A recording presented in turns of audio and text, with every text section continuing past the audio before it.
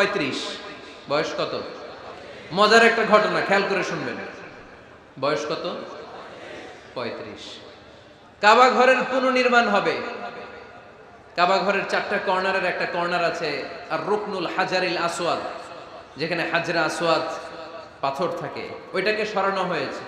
এখন কাবা ঘরের নির্মাণ শেষ, ওই হাজরা আসওয়াদ পাথর নিয়ে এটার কর্নারের মধ্যে সেট করা হবে। কিন্তু কে রাখবে? কারণ হাজরা আসওয়াদ তো যেন তেন পাথর নয়, জান্নাতি পাথর। কিয়ামতের দিন এই পাথরের ভেতরে আল্লাহ একটা জিহ্বা দিবে, 2টা চোখ দিবে। এই পাথর বলবে, আল্লাহ এই লোকগুলো আমারে চুমু দিয়েছিল, এর উসিলায় আজকে তুমি তার জান্নাতে ঢুকায় দাও। তো এটা অনেক সম্মানিত পাথর, এই পাথরকে বহন করাটাও সম্মানিত। 4 দলের মক্কার 4 নেতা বলে, এই সম্মান আমরা হাতছাড়া করতে চাই না, কেউ এই পাথরে হাত দিতে পারবে না। এক নেতা কয়, আমি নিব, আমি নিয়ে এটা কাবা ঘরে রাখবো। দ্বিতীয় নেতা বলে, না, এই পাথর আমি অন্য কাউরে দেব না, এটা অনেক সম্মানের, অনেক প্রেস্টিজিয়াস ইস্যু, আমি এই পাথরটা হাতে নিয়ে কাবা ঘরে রাখবো। তৃতীয় নেতা বলে, না, রক্তের গঙ্গা বইয়ে দেব, কিন্তু এই পাথর কাউরে দেব না। চতুর্থ নেতা বলে, না, আমি নেব। কিলাকিলি আছে না নাই? পাথর কয়টা? নেতা কয়জন? 4 জন। কিভাবে এই সম্মানিত পাথর নিয়ে সেট করবে? কেউ মীমাংসায় যেতে পারে না। এক মুরব্বী বলে, থাক, আজকের জন্য এখানেই সবার মুলতবি, আগামী দিনে এই মসজিদুল হারামের দরজা দিয়ে প্রথম যে ঢুকবে সে সিদ্ধান্ত দিবে। আল্লাহর মেহেরবানি, এর পরের দিন এই পথ দিয়ে ছুটে এসেছে বিশ্বনবী মুহাম্মদ। সুবহানাল্লাহ পড়বেন না? সুবহানাল্লাহ পড়েন আওয়াজ করে। কামলিওয়ালা নবী প্রথম আসলেন, সবাই খুশি, জামিন রাদিনা বি। আরে আলামিন আসছে, আলামিন আসছে। সবাই বিশ্বনবীকে বললেন, এই এই ঘটনা। কেউ তো পাথর ছাড়তে চায় না। পাথর হইল একটা, নেতা কয়টা? এখন কে এই পাথর নিয়ে রাখবে? এই নিয়ে মারামারি। আল্লাহর হাবিব সাল্লাল্লাহু আলাইহি ওয়াসাল্লাম বললেন, তাই হালুম্মা ইলাইয়া সাউবান, একটা কাপড় নিয়ে আসো, আমি এখনই সলিউশন করে দিচ্ছি। সুবহানাল্লাহ নাই? কাপড় নিয়ে আসা হলো। বিশ্বনবী বললেন, কই পাথর? সবাই বলল, এই পাথর। আল্লাহর হাবিব সাল্লাল্লাহু আলাইহি ওয়াসাল্লাম মোবারক হাত দিয়ে পাথরটা তুললেন। 4 নেতারে বললেন, ও 4 নেতা, কাপড়ের 4 কর্নারে তোমরা ধরো। 4 নেতা কাপড়ের 4 কর্নারের মধ্যে ধরলো। বিশ্বনবী নিজ হাতে পাথরটা নিয়ে কাপড়ের মাঝখানে রেখে দিলেন। এবার বিশ্বনবী আগে আগে যায়। 4 নেতারে বললেন, 4 কর্নার ধরে পাথরটারে নিয়ে আমার পেছনে পেছনে আসো। কাবার কাছে যে বিশ্বনবী আবার নিজ হাতে পাথরটা তুললেন, আবার নিজ হাতে কাবার ভেতরে রেখে দিলেন। পড়েন সুবহানাল্লাহ। সম্মান আসলে 4 নেতার দিকে যায় নাই, সম্মান গিয়েছে বিশ্বনবীর দিকে। এতক্ষণ কাউরে দিবে না, এখন কেউই ধরতে পারে নাই, তারপরেও খুশি। সুবহানাল্লাহ কইবেন না? প্রথমে যে হাজরে আসওয়াদ পাথর ধরছে কে? বিশ্বনবী। কাপড়ে রাখছে কে? বিশ্বনবী। আবার কাপড় থেকে উঠিয়ে হাজরে আসওয়াদের পাথরটারে কাবার ভেতরে ঢুকাইছে কে? সুবহানাল্লাহ কইবেন না? সব সম্মান গেল বিশ্বনবীর হাতে, সব স্ট্যাটাস গেল বিশ্বনবীর হাতে। 4 নেতা কাপড়ের কিনারা ধইরাই খুশি। এইটাই বলে নেতৃত্বের গুণাবলী। চিল্লায় বলো ঠিক কিনা? কনফ্লিক্ট রিজলভিং অ্যাবিলিটি, বিরোধ নিষ্পত্তি করার কোয়ালিটি থাকা চাই, তবেই তিনি নেতা। কি কারিশমা দেখছেন? What a charismatic leader. এতক্ষণ রক্তের বন্যা বইয়ে দিবে, কাউরে দিবে না পাথর। এখন কেউই ধরতে পারে নাই, কিন্তু স্লোগান দিতেছে জিন্দাবাদ। আসরা নাই? নেতা হইলে এরকম নেতা হইতে হবে। মদিনাতে আউস আর খাজরাজ গোত্রের যুদ্ধ 120 বছরের। কয় বছর? কেউ থামাতে পারে না, রক্তক্ষয়ী যুদ্ধ। আল্লাহর হাবিব সাল্লাল্লাহু আলাইহি ওয়াসাল্লাম মক্কা থেকে মদিনায় এসে 7 দিনের ব্যবধানে 120 বছরের যুদ্ধ থামাইয়ে দিলেন। এতদিন এই গোত্রের লোকের সাথে এই গোত্রের কোনো বিয়ে নাই, এই গোত্রের লোকের সাথে এই গোত্রের কোনো অর্থনৈতিক লেনদেন নাই। বিশ্বনবী যখন আউস খাজরাজের যুদ্ধ থামিয়ে দিলেন, মদিনাতে আনন্দের ধুম পড়ে গেল, নতুন নতুন উৎসবের ধুম পড়ে গেল। সব ভাই ভাই। নেতা হইলে এরকম নেতা হইতে হবে, কোনো মারামারি থাকতে পারবে না সমাজে। চিল্লায় কোন ঠিক কিনা? নেতা আসলেই সমাধান, নেতা আসলেই। সহিহ বুখারীতে একটা কিতাব আছে, কিতাবুস সুলহ, মীমাংসার অধ্যায়। একটা বাব আছে, বাবু কওলিল ইমামি লি আসহাবিহি ইযহাবু বিনা নুসলিহ বাইনাহুম। ইমাম সাহেবের এই কথা যে আমাদেরকে নিয়ে চলো, আমরা মিলাই দেব, এটা আল্লাহ রাসূল সাল্লাল্লাহু আলাইহি ওয়াসাল্লামের একটা বিখ্যাত ডায়ালগ। ডায়ালগটা কি? খেয়াল করে শুনেন। যুদ্ধ, মারামারি আর ঝগড়া শুনলেই আল্লাহ রাসূল সাল্লাল্লাহু আলাইহি ওয়াসাল্লাম বলতেন, ইযহাবু বিনা নুসলিহ বাইনাহুম। আরে আমরা আছি তো, আমগরে নিয়ে যাও না, আমরা মিলাই দিব। সুবহানাল্লাহ পড়েন। মারামারি দেখলে বিশ্বনবী মিলাই দিতেন।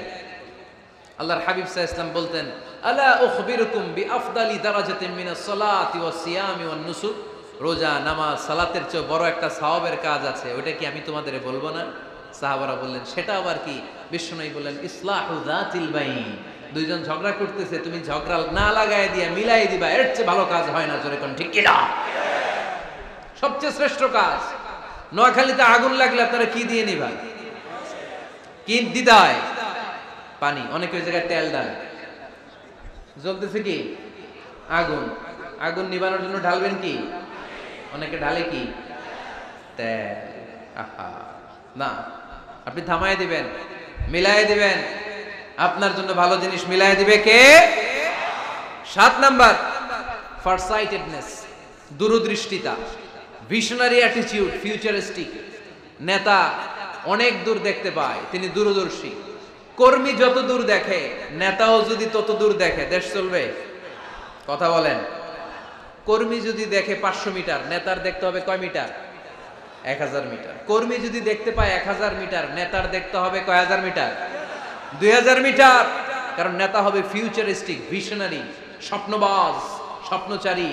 নেতাকে স্বপ্ন দেখতে হয়, ওই স্বপ্ন জাতিকে দেখাতে হয়। চিল্লায় বলেন ঠিক কিনা?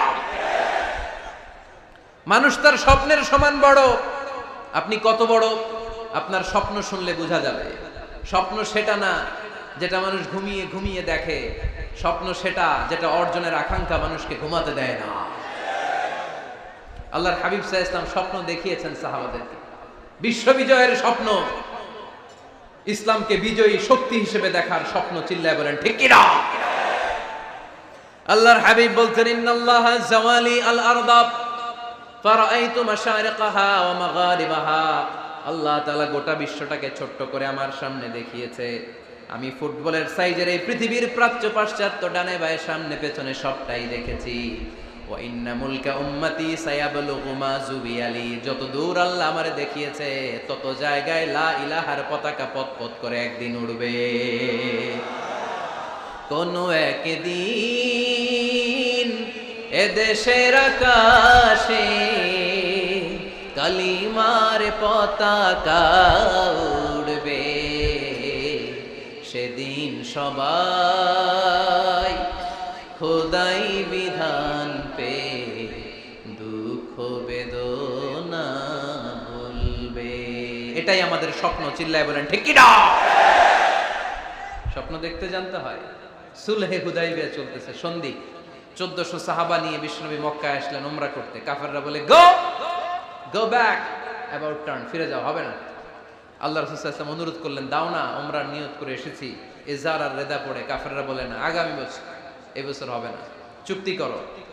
চুক্তির মধ্যে লেখা হলো, মা খাবা আলাইহি মুহাম্মাদুর রাসূলুল্লাহ। ঠিক আছে, চুক্তি 10 বছরের, মুহাম্মদ রাসূল সাল্লাল্লাহু আলাইহি ওয়াসাল্লামের পক্ষ থেকে চুক্তি। কাফেররা বলে, না, আমরা তো তোমার রাসূলুল্লাহ মানি না। তোমার রাসূলুল্লাহ মানলে তো মা সাদাদনাকা আলা শাই, তোমার সাথে কোনো ঝগড়াই নেই, রাসূলুল্লাহ কাটো। সাহাবীরা তেড়ে উঠলেন। ওমরে ফারুক বলেন, মুখ সামলে কথা বল। সুহাইল ইবনে আমির, তোর জিহ্বাটা আমি টেনে ছেড়ে ফেলবো, সাবধান। আমার নবী শেষ নবী, শেষ রাসূল মুহাম্মদ রাসূলুল্লাহ কাটার ক্ষমতা কারো নাই। আমি ওমর বেঁচে থাকলে কেউ কাটতে পারবে না। বিশ্বনবী বললেন, ওমর সরে যাও, কেটে দাও। সুবহানাল্লাহ কইবেন না? মুহাম্মদ রাসূলুল্লাহ কাফেররা মানে না। কাফেররা কয়, তুমি লেখো মুহাম্মদ ইবনে আব্দুল্লাহ, আব্দুল্লাহর বেটা মুহাম্মদ। কারণ মুহাম্মদ রাসূলুল্লাহ যদি এই সন্ধিতে থাকে, চুক্তি, তার নিচে আমরা সিগনেচার করি, তার মানে এটাই প্রমাণ হয়ে যায় আমি তোমাকে রাসূল বলে মানি। আমরা কাফেররা তোমাকে রাসূল বলে মেনে নিয়েছি। নো, তোমার রাসূল বইরা মানলে তো খেলা এখানেই শেষ। কাটো, রাসূলুল্লাহ লেখা যাবে না, লিখতে হবে আব্দুল্লাহর বেটা মুহাম্মদ। কোন সাহাবারা রাজি হয় না। কথা শুনতেছেন? সাহাবারা বলে, রক্তক্ষয়ী যুদ্ধ হবে, আমার নবীর নামের পরে রাসূলুল্লাহ লিখতেই হবে। বিশ্বনবী বললেন, কেটে দাও। কারণ সাহাবারা দেখতেছে এতটুকু, বিশ্বনবী দেখে অতটুকু। বিশ্বনবী অন্য প্ল্যানে আগাচ্ছেন। বিশ্বনবী ভাবলেন, 10 বছরের যুদ্ধ বিরতি যদি হয়ে যায়, আমি আমার লোকদেরকে ঠিক করব। আমি তারবিয়া, তালিম, তাহজিব, তামাদ্দুন দিয়ে মদিনাটাকে একটা কল্যাণ রাষ্ট্রে পরিণত করব। আমি আমার ফোর্সকে সাজাবো, আমি আমার সাহাবাদেরকে প্রশিক্ষিত করব। এই 10 বছরের ব্যবধানে আমি গোটা বিশ্বকে ঝাঁকি মেরে কাঁপিয়ে নেব। কিন্তু সাহাবারা পড়ে আছে রাসূলুল্লাহর মধ্যে। সাহাবারা পড়ে আছে কই? সাহাবারা এর চেয়ে বেশি ভাবতে পারতেছে না। সাহাবারা বলে রাসূলুল্লাহ কাটা যাবে না, বিষ্ণু বলেন কেটে দাও। তার মানে নেতা কর্মী যদি দেখে 500 মিটার, নেতার দেখতে হবে 1000 মিটার। চিল্লায় বলেন ঠিক কি না? নেতার 9 নাম্বার গুণাবলী, a leader should be very strategic. নেতাকে কৌশলী হতে হয়। কৌশল না জানলে উনি নেতা হতে পারে? বলেন। ডিপ্লোম্যাটিক কোয়ালিটি, কূটনীতি যদি না জানা থাকে নেতা হইতে পারবে? আল্লাহর হাবিব সাল্লাল্লাহু আলাইহি ওয়াসাল্লামের মতো বড় কূটনীতিবিদ পৃথিবী দেখেছে? কথা কন না কেন? দেখেন কি ধরনের স্ট্র্যাটেজি আমার নবী ফলো করতেন। আমার নবী যদি যুদ্ধ করতে কোথাও যেতেন, অ্যাটাক করবেন ডান দিকে, অ্যাটাক করবেন কোন দিকে? খায়বার অ্যাটাক করবেন, খায়বার ডানে। বিষ্ণুবী বের হতেন মদিনার বাম দিক দিয়ে। যাবেন কই? ডানে। আওয়াজ করে বলেন যাবে কই? কিন্তু মদিনা থেকে বের হইতেন কোন দিক দিয়ে? বাম দিক দিয়ে। লোকেশন আর ডাইরেকশন কখনো কারোর সাথে শেয়ার করতেন না। উনি কই যাচ্ছে কেউ বুঝতো না। বাম দিক দিয়ে বের হয়ে অনেক ঘুরে তারপরে ডান দিকে যেতেন। সুবহানাল্লাহ পড়বেন না? অ্যাটাক করার সময় 3টা অপশন দিতেন, choose any of the options.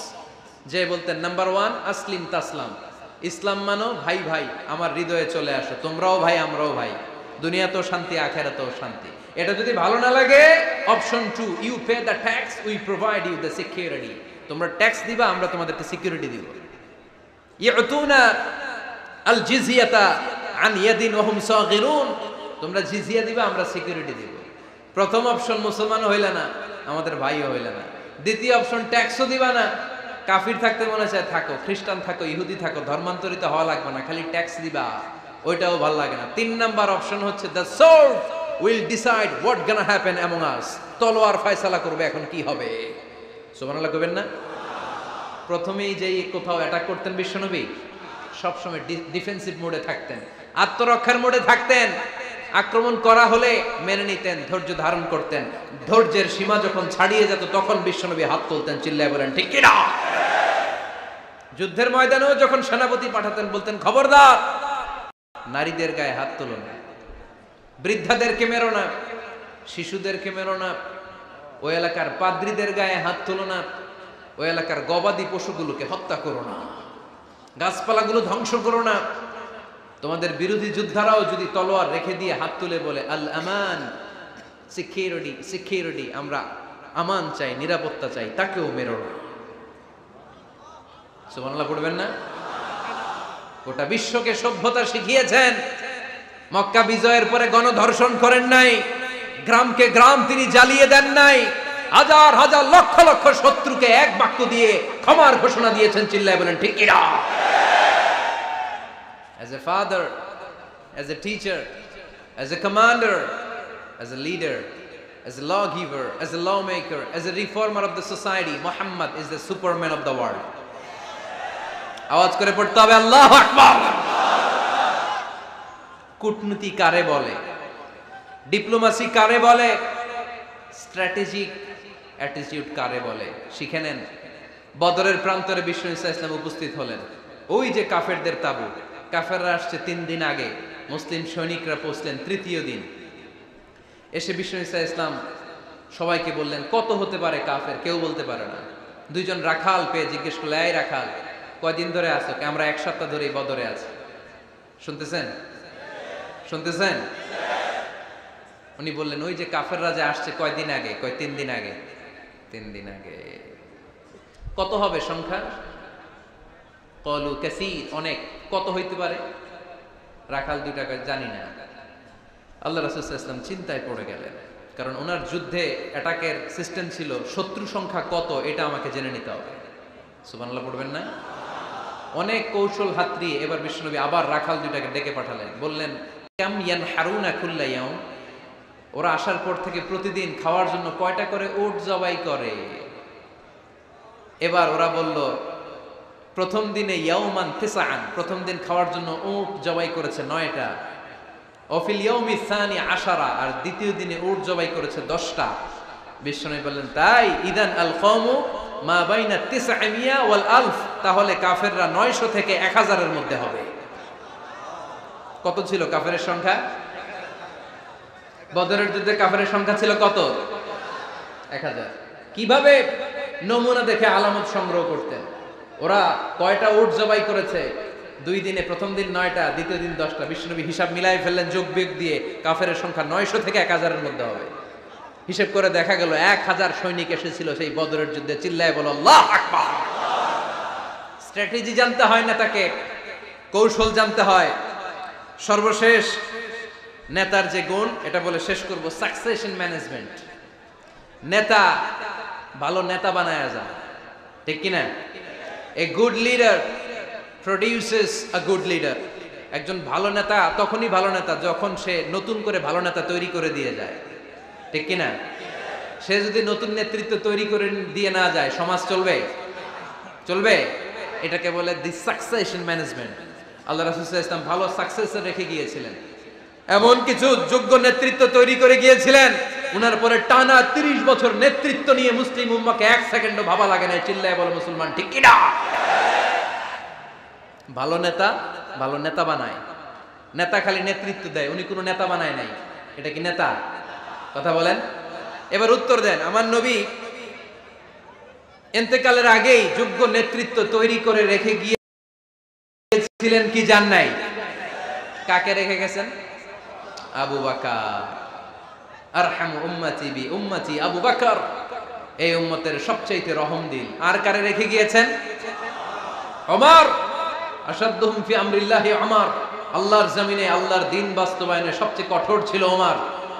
Owner characteristic এমন ছিল, কথার আগে হাত চলতো। জোরে কোন ঠিক কিনা? আল্লাহর হাবিব সাল্লাল্লাহু আলাইহি ওয়াসাল্লাম বলতেন, লা নাবিয়্যা বা'দি ওয়ালা রাসূলা, আমার পরে নবীও নাই রাসূলও নাই, তবে লাউ কানা বা'দি লাকানা ওমর, আমার পরে যদি নবী হওয়ার যোগ্যতা কারো থাকে, আমার ওমরের সেই যোগ্যতা আছে। প্রভু তুমি বলেছো রাসূল দেবে না, বলনি দেবে না ওমর, বলনি দেবে না হামজা তারি, খালিদ বিজয় সমর। প্রভু তুমি বলেছো রাসূল দেবে না, বলনি দেবে না ওমর, বলনি দেবে না হামজা তারি, খালিদ বিজয় সমর। প্রভু তুমি বলেছো রাসূল দেবে না। সুবহানাল্লাহ পড়েন।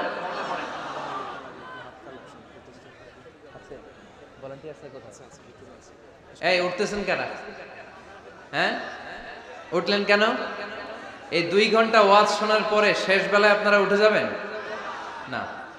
বিশৃঙ্খলা আমি দেখতে চাই না। একটা লোক প্যান্ডেলে আওয়াজও করবে না, উঠতেও পারবে না।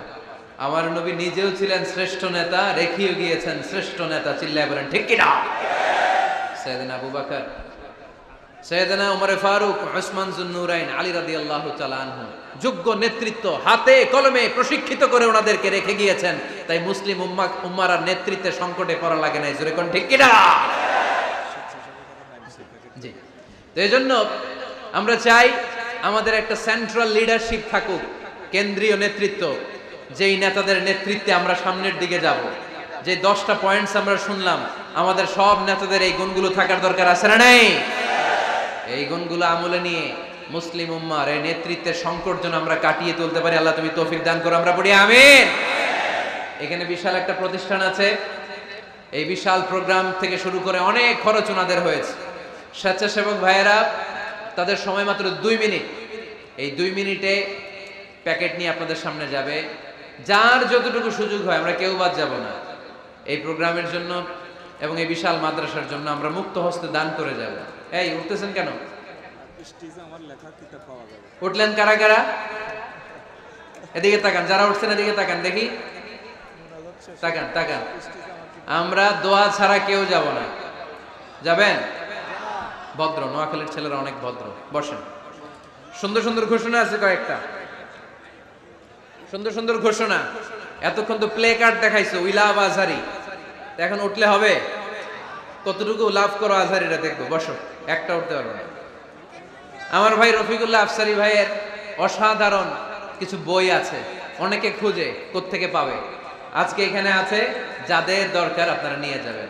আমি নিজেও ওনার একজন ভক্ত, ওনার লেখার ভক্ত। আমি নিজেও ওনার লেখার পাঠক। অসাধারণ লিখেন। কি যেন একটা দেখলাম, নানা আলেম নানা মতে, আমি যাব কোন পথে? আলেমরা নানান মতে, পাবলিক যাবে কোন পথে? তো সুন্দর সুন্দর বই আছে, এগুলো আপনারা নিয়ে যাবেন। স্টেজে উপস্থিত আছেন নোয়াখালী জেলার এডিশনাল এসপি, কই উনি? আপনি? মাশাআল্লাহ।